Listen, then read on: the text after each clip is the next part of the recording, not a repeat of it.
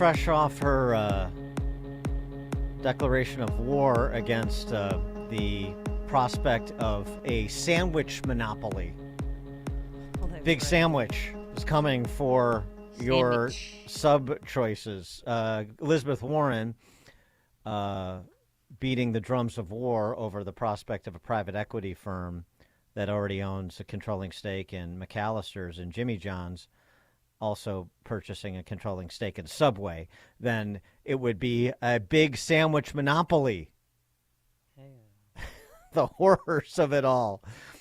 How could we go on living like this? Yeah, there's no competition when it comes to fast food and sub sandwiches. Right, sure.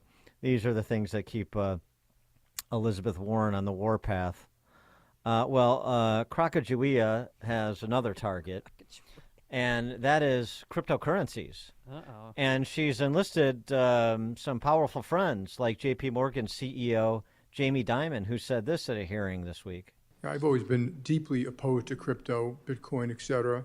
You pointed out the only true use case for it is criminals, drug traffickers, anti-money laundering, tax avoidance, and that is a use case because it is somewhat anonymous, not fully, and because you can move money instantaneously, and because it doesn't go through, as you mentioned, all these systems that have built up over many years, know your customers, sanctions, OFAC, they can get bypass all of that. If I was the government, I'd close it down. Okay, hooray. All right. Yes, so no concern about big banks colluding with big government, but concern about Big Sandwich.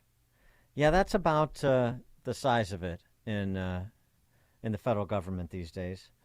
For more on this, as well as the November jobs report and other matters related to economic conditions on the ground for Main Street Americans, Jim Perry, founder, CIO of Perry International Capital Partners, joins us. Jim, thanks for joining us. Appreciate it. Good morning, Dan, Amy. Thank you very much. Bigger threat to our free enterprise system, Big Sandwich or big banks? Neither. I'd say big government. It's ridiculous. The whole narrative is driving me crazy. Well, to get a reaction, I mean, I know what your reaction is to the concern about a sandwich monopoly, but Jamie Dimon on cryptocurrencies. I think he's right. He's right that we should shut it down? No, I think he's right that he doesn't understand it because it's not in the banker's mindset to understand it. They've got a monopoly and they're going to lose it. So he should say that because every banker should say that because it is a threat to their monopoly. Yeah, well, and that just drives the price of Bitcoin up that much more when you hear an utterance like that from a big bank CEO, doesn't it? I agree. Yeah, I mean, he's got to say that. And, it's the same thing like we hear in politics and economics and banking and finance and corporate America. Everybody pushes their narrative forward. And, you can't blame him. I mean, he's got a franchise to protect, and he's got to say that. So I take it for what it's worth. Okay. Jobs number November, 199,000 jobs. Unemployment rate ticks down to 3.7. So what? What does that mean? Anything? No? Yes? Well, it means a lot. I mean, the fact is that, the stock market has gone up, I don't know, what is it? 12% in November alone, in the last 5 weeks. Yeah. And bond yields have gone from 5% to, the 10-year Treasury is at 4.23 today. The bond market's rallied 75 basis points, and nobody saw that coming, right? So I think what this tells you is that free market capitalism is under threat, and the narrative that we have behind it is a message that the government and Wall Street and big pharma and big corporations want you to hear. Rates are going to stay low and we're going to be okay because the government's going to protect you. And it drives me nuts. Well, so then what is your assessment of the rally over the last month? I get the stock market rally. I really do. I think that if you look at some of the articles that have been written in the last sort of 3, 4, 5 days, middle of last week, fiscal stimulus from the government is probably going to be another $500 billion between now and the election, right? And this is going toward tech, infrastructure, mental health facilities, you name it. And they've got, a few $1 trillion in their pockets to spend on whatever they want to do, their pet projects, to maintain power in the government.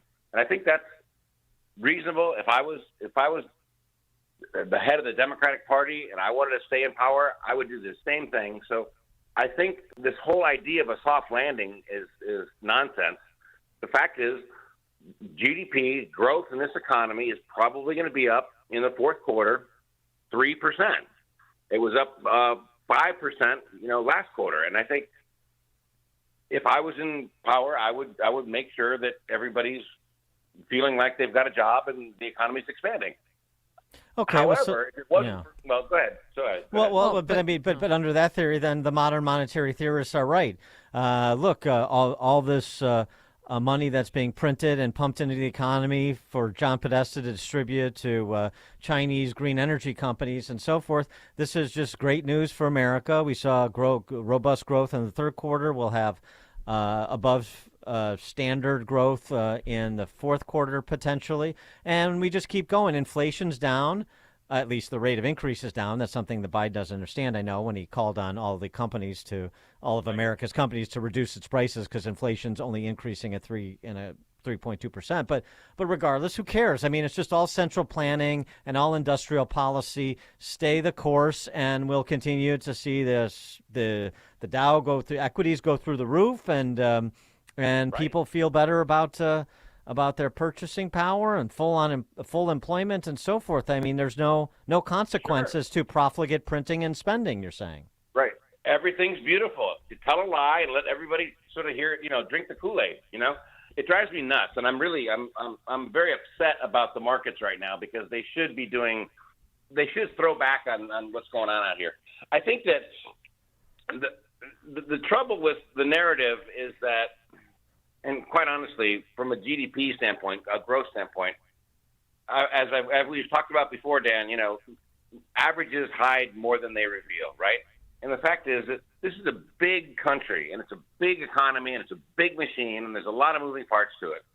But the reason unemployment is still low is because the government is spending as much money as they can to make sure that Bidenomics doesn't look like it's falling through a crater right now. And if you go around the country, and I've been traveling a lot in the last month or two, every highway, every airport, every mental health facility, every wellness center, every school, there's construction everywhere. And I think the government is trying to do this to make everybody feel like there's something going on. The reality is that the economy is doing fine. There is no such thing as a soft landing. We're going to get 2% or 3% growth, and inflation is still going to be with us. And the fact that the market has decided to not think about it for the last 6 weeks angers me. Quite honestly. But if everything's going well, then why do 70% of people think the country's on the wrong track? That's usually driven by their economic outlook. Well, it's because of inflation. When is that going to go down? I mean, a box of cereal was $4. Now it's $12. That doesn't make sense to me. Right. Amy, you're right. Dan, you're right. I mean, the economy is bifurcated. 70%, 75% of the households in this country are really struggling to get a balanced budget. They're in debt. They've got car payments and lease payments and college payments and healthcare payments, and that's bad. The problem is that the 10% or the 5% or the 2% of the people that own the assets in this country, and they've got a lot of them, I mean, if you look at GDP as sort of whatever, 29 billion, right? The stock market capitalization is 44 trillion. The government bond market's worth 33. The wealth in this country, the private wealth in this country is $154.4 trillion. And these people, most of them are over 60 years old. They are spending their money. They're going on cruises. They're flying. Airlines are full. Airports are full. Highways are crowded. People are spending money. But it's not everybody. It's just the people that own assets. They are ahead of inflation. Everybody else is in big trouble. And I think that they really want the government to take care of them. It's very unique to me, and it's not economic. It's central planning. So what is your prediction about consumer spend, since that's what's driving all this, as you say, and the government is driving that to a certain extent? So what I mean, there's one approach that just says we'll keep printing and distributing, and the other approach is if you don't continue to do that, then consumer spending is going to crater at some point.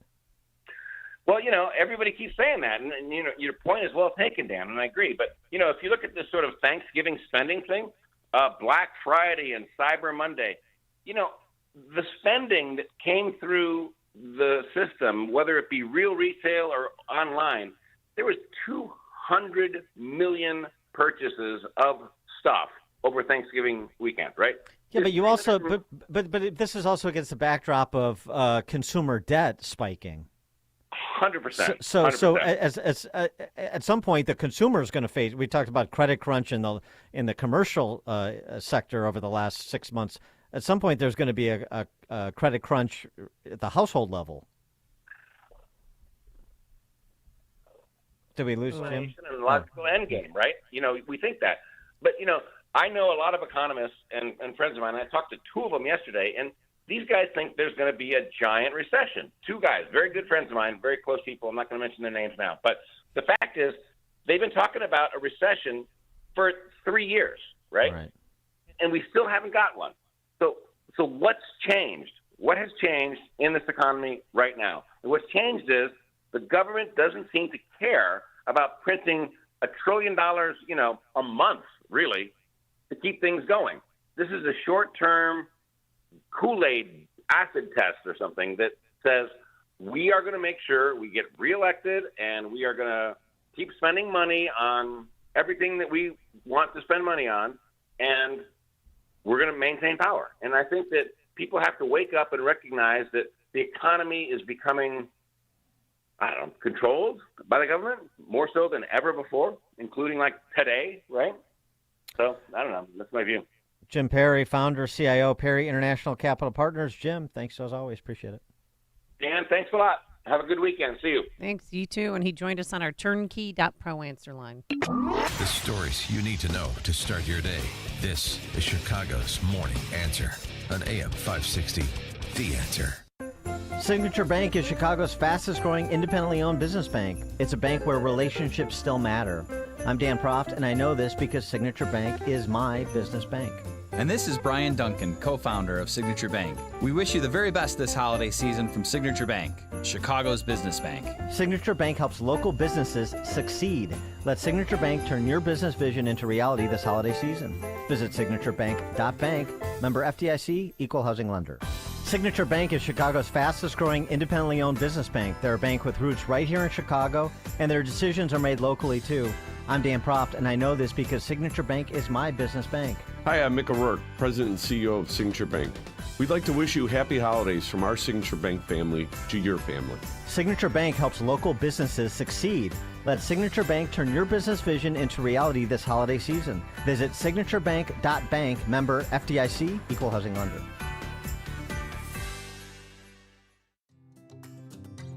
It's really important that we take care of ourselves for our sake and the sake of our family. Taking balance of nature, I just feel better. I'm active. My wife and I go to the gym 7 days a week. If the weather's nice like a day like